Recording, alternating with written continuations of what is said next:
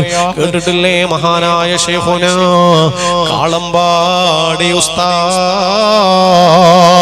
സമസ്തയുടെ ഒരുപാട് കാലത്തെ പ്രസിഡന്റ് ആയിരുന്നല്ലോ. ദുനിയാവിന്റെ പിന്നാലെ പോകാത്തവരാണ്.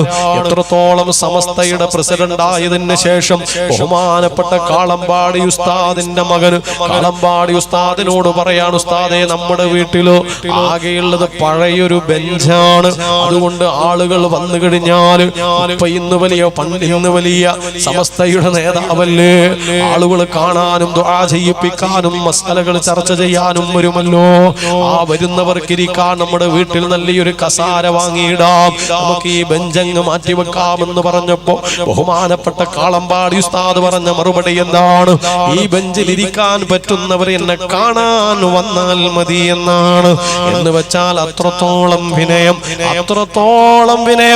അത്രമേൽ പരിത്യാഗം, അത്രമേൽ ദുനിയാവിനെ മാറ്റി നിർത്തിയവരാണ്.